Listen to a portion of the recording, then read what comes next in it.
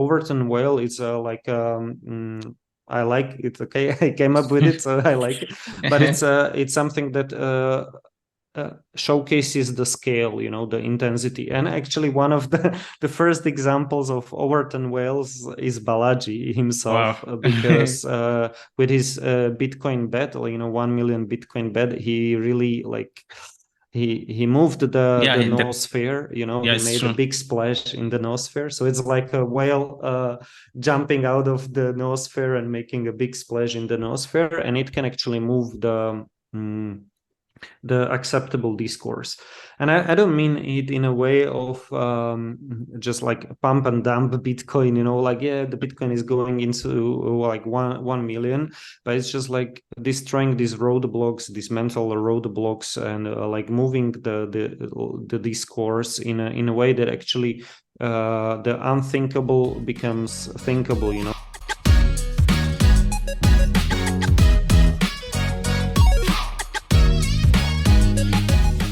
Hello, welcome back to Mtambo Desk Podcast.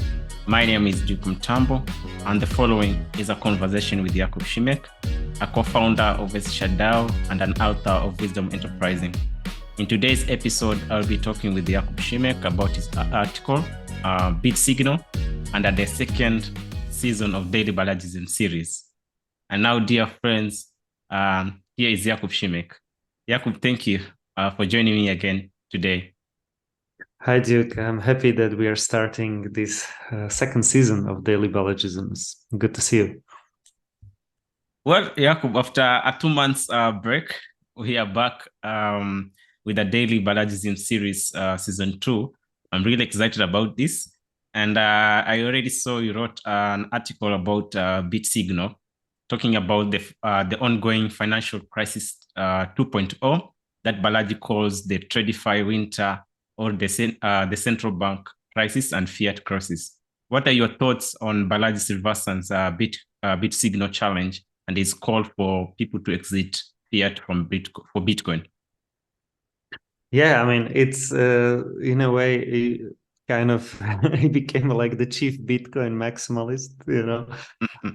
It might be like too intense even for Bitcoin maximalists, but as Balaji says, he's not a big Bitcoin maximalist, but we are all Bitcoin maximalists now, because he wants to sound the alarm, and he thinks this Bitcoin price or the BitSignal meme is the alarm, and he wants to get as many regular normal people on to the Bitcoin lifeboat before the fiat to crypto bridges are being burned down. Okay. In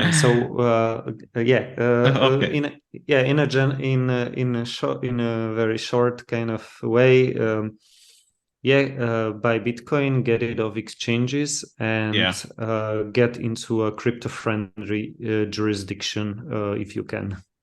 Well, I agree with While you, you Jakub. can. Yeah, it's true. I agree with you, Jakub. And the current financial crisis is also a systemic problem of many insolvent banks, not just tech bros and crypto bros taking on too much risk. But do you think moving money from small US banks to large and systematically important ones is a dead end? Yeah, that's what Balaji thinks, because he says that in the same way as it was a mistake for the banks to buy long-term U.S. Treasuries in 2021. Now it's a mistake for investors to buy short-term U.S. Treasuries, or to move money from small community banks into large, so-called globally important, systematically important banks, so G-SIB banks like J.P. Morgan. And or to money market funds and into short-term treasuries. So this is like a dead end, or the mistake. So the smart money are voting for Bitcoin since the beginning.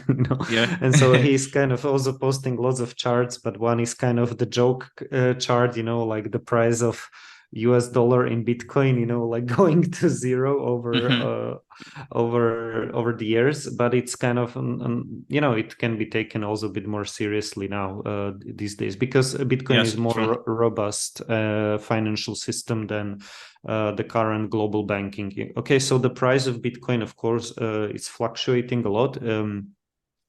It's not a stable coin, right? But as the robustness of the Bitcoin system is more stable than the US led or the Western dominated financial system, and I mean the global financial system, right? Because the US is like the peak predator in a technical sense, in a kind of evolutionary theory sense, and there are these trophic cascades in the complex system, and so when the big predator has issues, the smaller predators are kind of feeling the opportunity and doing not so nice things. So we really hope that the next big predator won't be Chinese renminbi, so the Chinese yuan, as a global reserve currency, but that would be a dystopian scenario.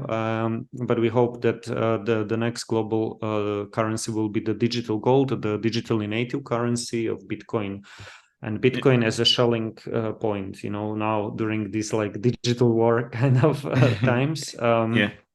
True. And maybe on the other end, there, as Balaji says, there might be, Ethereum as the new financial system, or we hear on this podcast we like Solana. It's an Android phones and so forth. So like for the rest of the world, like not just people living in big Western cities, probably Solana might be the next good option. So. Yes, true. I think, that part of Bitcoin being the next, currency than yuan. I think if you go to Ray Dalio's also, how he also wrote about the principle of the New World Order, it clearly explained the cycles, from the Dutch Guild to the, to now US dollar. So for him, he was, for seeing yuan being the next, global reserve currency. I think that's where I think Balaji also explained. He misses that point of Bitcoin being the next, global reserve currency, because maybe he's a guy who is not into tech, but more of a financial expert, that is Ray Dalio, and more of historian, try to explain the events, how they unfold from the early years of the empires to now where we are. Exactly. Yeah, right. Like this is like a crucial point, that what you are saying with this Ray Dalio's new book. It came out actually only last year in 2022.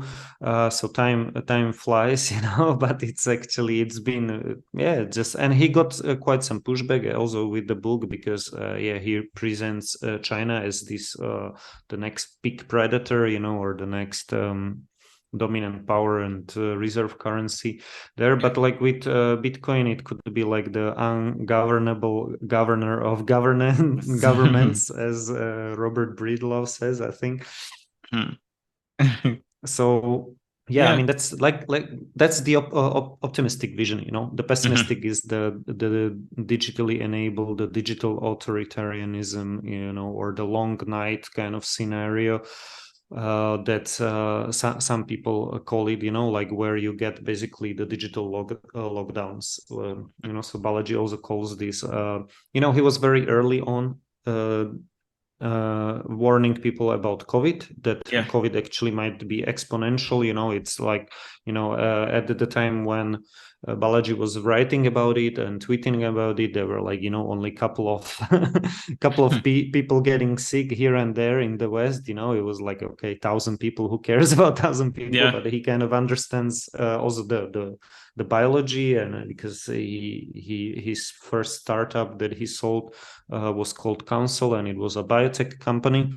But he's kind of good at spotting these weak signals, and and seeing which things can go vertical, and in this case, it's like vertical from 0 to 1, but in this case he also discusses this idea of digital death, that some things can go digital but in the opposite direction, from 1 to 0, so and for many people it's like a very scary scenario, so there are people who like the Ray Dalio's new book, but Principles of Changing World Order, I think it's the name. But nobody likes to think that this is the big crisis. It's like you don't want to be like a doomer, or like it's kind of, there are many like mental blocks that also Balaji calls it, like people have these kind of mental blocks, but what I call, like we can call them like fixed mindset or something. Yeah, could be. you need the growth mindset, but this, okay, could be. Yeah, that's well, also like we saw China also early 20s also banned crypto mining in China, but now we are also seeing the US authorities seems to be going after crypto, which could potentially nuke their banking sector and the whole fiat system. What are your thoughts on this too?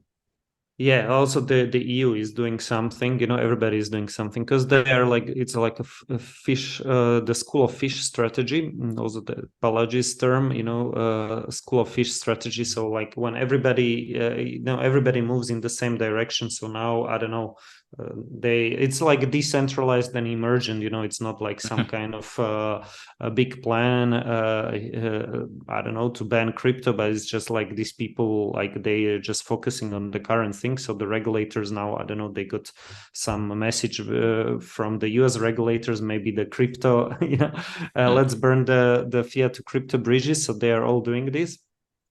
And in the EU now, they passed something like the transactions can be up to 1,000 euros, but it's kind of I saw that.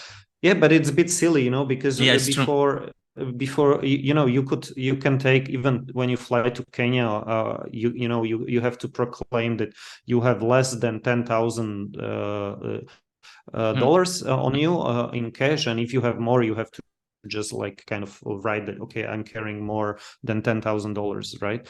So and within after all this inflation and after all these like years when there was this $10,000 rule, like now you're coming up with like 1,000 for crypto, it's like obviously hostile kind of act.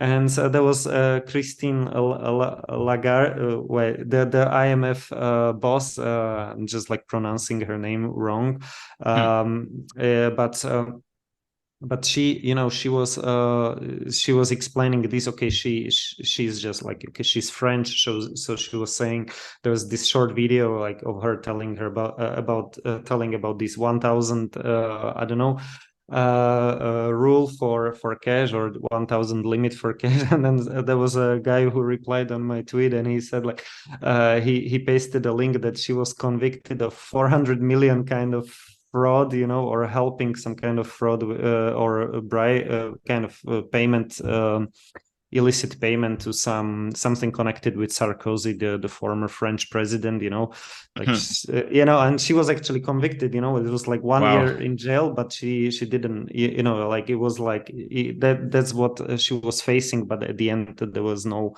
like no jail time or something. But she was crying at the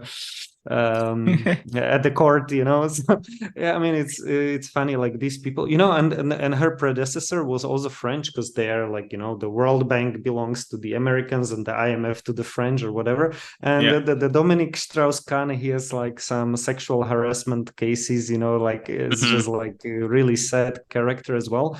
And this Christine, yeah, she is not much better, it seems, and so like for her to tell like about the regular people, like 1,000 euros, it's like, okay, it's a lot of money also in Slovakia and also in Kenya, but like but we are talking about I don't know, Bitcoin as digital gold, so it's, the use cases, I don't know, you want to buy a house or something, it's like 1,000 euros is not enough, so. Yeah, it's true. Yeah.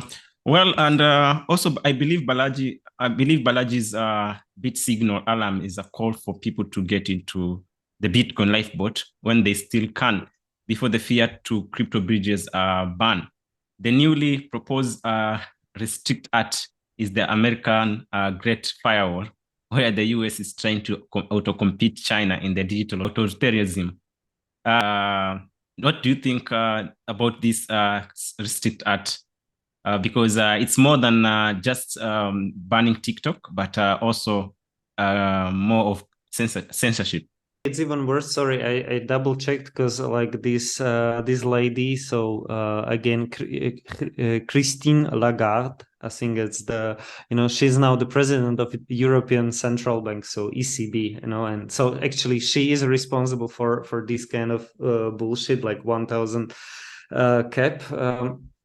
Yeah, on transactions, crypto transactions, and so that's just like she was at the IMF before, and when she was she was she got involved herself in some like 400 kind of 400 million illicit payment. Wow. So these like old establishment elites are morally bankrupt, and so they have no moral authority preaching about crypto, about regular, it's like what is like 1,000 to 400 million. So, and with your question, Restrict Act, right? I mean, it's crazy because if it passes, we hope it won't pass it. I mean, we are not Americans, but we would be feeling very sorry for Americans. Because they would end up with a more stricter kind of digital lockdown than the Great American Firewall, as Balaji calls it, than even China. Like, I mean, you have VPNs in China. People are accessing VPNs, and I think there were like some crackdowns on it a bit more. And if you are in some kind of regions in China where they are stricter, and you might get into trouble actually for using VPN, but what the US are suggesting, it's kind of comparable or even worse. It's like a 1 million fine. You can lose your house for accessing with VPN, and 20 million, I think 20 million. I mean, not 20 million, sorry, 20 but years 20 in prison. 20 years in prison. Yeah, I mean, it's totally crazy because if they wanted to ban TikTok or let's say all Chinese apps, because let's say as India did, they just could ban them from Apple Store and from Google Play Store. So they could be just much more surgical, but they even they calling it Restrict Act. It's like really dystopian. It's out of some kind of movie. And if it was done, let's say in India or in Nigeria or places like that, I mean, it would be like kind of people would, these Western journalists, they would call it like the threat to democracy, or they would be like, okay, this is happening in these kind of countries, but seeing it happen in the US is like it's mind-boggling. It's very, really sad. And we hope it won't pass because it will be worse than China. But there is a good kind of, at least kind of a good hope for Bitcoin, because China at this point is kind of more ruthless and more capable than the US, meaning they can really go after dissidents. They can, let's say, even build like drones faster and this and that, right? Infrastructure projects, let's say high-speed rail, they can do it much faster, like 1,000 times faster, some infrastructure projects than the US. But even the Chinese, they were not able to stop Bitcoin, like the Bitcoin was somehow a little bit impacted, like the hash rate, something. But when they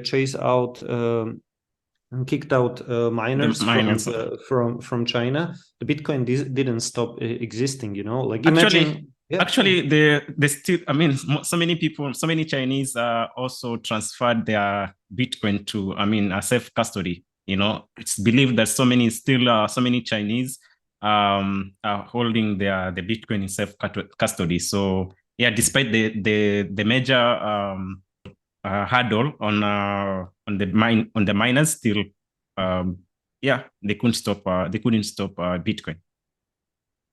Yeah, so this is like the one kind of optimistic point here, or silver lining, that when the Chinese couldn't stop Bitcoin, the Americans most probably won't be able to stop Bitcoin.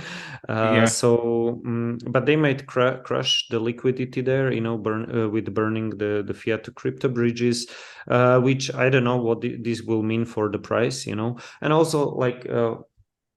Yeah, with Balaji's prediction, like I think we will get there, but within 90 days, I don't know, like some people say it's like within 900 days or 3 or 4 years, we might see like Bitcoin going to 1 million. But actually, actually, that was my next topic. So yeah, okay, we could continue. Sorry. Yeah. No problem. Just speak it. Yeah, so we're just like saying that what I mean is that the price here is important because we are discussing BitSignal, like the Bitcoin price as one honest or the most honest market signal that we have about the desire to exit the current financial system. So this is what Peter Thiel calls Bitcoin the canary in a coal mine, and the most honest market signal that we have. So yeah, so this is important. So the price is important, of course, but not in a kind of sense that getting rich quick, like the pump and the dump Bitcoin. But it's like more of a giving. It's a expensive signal, kind of hard signal, strong signal that there is an exit possible, and like people should get into these lifeboats, the lifeboat of Bitcoin. And so but it's like it's not a sci-fi scenario. It's like the future is here, but it's unevenly distributed, because for people in Venezuela or even Lebanon, using Bitcoin or some kind of stable currencies is already a reality. They're using it in Nigeria and in other places as well. So yeah. Okay, I think based on also on your previous article, we can call Balaji an Overton well, like a person or a small team that can shift the Overton window and move the market of ideas. What maybe you can explain this concept? Yeah, right. So Balaji has this idea of he calls it venture journalist or angel influencer. Some other people had another term, that there was one interviewer who had another term, something like creative capitalist or something. There are all these terms that are around this idea of person who is not just a word cell, good with words, but also like a num cell, or like active person, like doing business, like entrepreneur. So it's like a combination of, let's say, the left and right, so the effective left-right fusion. So the left is about the zeal, communicating something with passion and with precise words, and with the words that can move millions of people, to, let's say, adopt Bitcoin, or to with some movements started with the book, let's say Zionism or communism, so it's the words are important, and even the word cells are upstream often of these tech people who are good at math, good at STEM subjects, but if they can't communicate well, they will be controlled by the media. So if you either own a media or you will be owned by media. That's what Balaji talks about, and this is the whole kind of topic. We had several Balajisms about the downstream media, about these new kind of type of creators, about citizen journalists, social war. So But but if you say something like venture journalist or angel influencer, you are not talking about the scale, how impactful they are, But I came up with this term, Overton whale. So it's kind of emerging again, like the crypto whales, like these very large investors that can move the market, with the concept of the Overton window, and it's also like referring to actually Balaji. He connects Overton window as a concept to the depth chart, the V-shaped depth chart, where you see how the prices are born. So imagine a market of ideas, and imagine an Overton window, meaning like what is the acceptable discourse today, and you can shift it. You can, like, if you are a big investor, if you are not just like a price taker, but you are also like price mover, price maker, price mover, you can move the window, like it's like if you look at the order book and you can like place like a big order and you can move the whole market. So you are like buying wholesale or something like that, so the Balaji explains these concepts, but I think Overton whale is I like it. Okay, I came up with it, so I like it. But it's something that showcases the scale, the intensity. And actually, one of the first examples of Overton whales is Balaji himself. Wow. Because with his Bitcoin bet, 1 million Bitcoin bet, he really like. He moved the noosphere, he made a big splash in the noosphere. So it's like a whale jumping out of the noosphere and making a big splash in the noosphere, and it can actually move the acceptable discourse. And I don't mean it in a way of just like pump and dump Bitcoin, like, yeah, the Bitcoin is going into like 1 million, but it's just like destroying these roadblocks, these mental roadblocks, and like moving the discourse in a way that actually the unthinkable becomes thinkable, like when he says about this financial crisis 2.0 being a systemic issue of most banks being insolvent. When he first mentioned it like 3 weeks ago, there were people like thinking probably he went nuts, he became crazy or something. But then now you have like a mainstream publications and mainstream kind of thinkers accepted by the mainstream, like Nouriel Rubini. You have like I think was it Wall Street Journal and some kind of like mainstream academics actually explaining that most of the banks are near insolvent, and hundreds of banks are actually technically insolvent because of this big hole created by the Fed. So the Fed pushed banks to binge on long-term treasuries. So, and then in 2021, and this created a big, like, I don't know, 20% hole in their in equity, in 2022. And what Balaji says that they knew about it in 2022. Like the Fed knew about it, the banks knew about it. They were like, scared, but they hid it in a plain sight. They hid it in footnotes. It's like they didn't notify the depositor. And it kind of sounds crazy, like what he means. I had a problem with this, like I also had this mental model, like why would they need to notify you, the depositor, the client? But it's actually Balaji uses this idea of cookies. Like in the EU, we have all these, like the cookie banner, like please accept all cookies or only some, whatever. And like, why do you have this like stupid thing on every website? Like spending your mental energy and clicking it on every website. It's very annoying. And if the money is gone from your bank, you don't get any like notification. So you have to do this cookie banner thing thanks to the EU. But if your bank is it's kind of insolvent, near insolvent or technically insolvent, whatever, you don't get any notification because you are a subject. You're not a decision maker like, or somebody. yeah, another decision maker, or a but big you're player. also, yeah, but you are a client, you are a customer, and you should be in charge. You are not just a subject. You are not just like some kind of like a servant or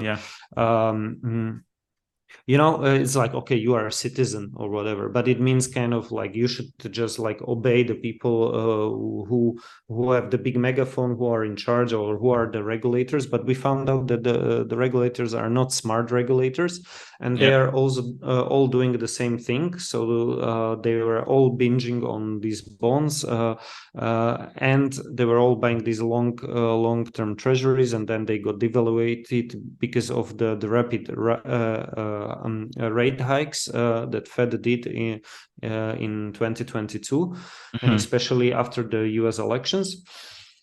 And so they have this school of fish strategy.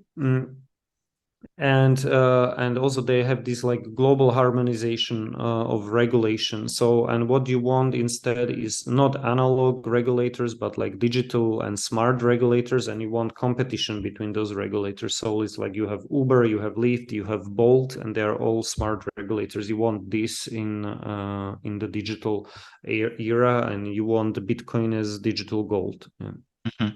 Wow. Thank you, Jakub, for your insight into this complex issue. It was great having you on our podcast today.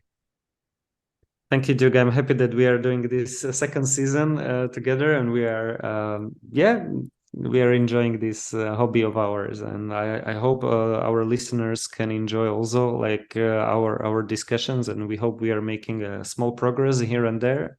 And thank you that that you are listening to us. Thanks, Jug. I'm very, very, very excited about this also. Well, that brings us to the end of this episode. If you enjoyed listening to Mtambo Day's podcast, don't forget to subscribe, give this episode a thumbs up, and be sure to come back next week for another episode. Until then, this is Duke Mtambo, and don't forget to do good always.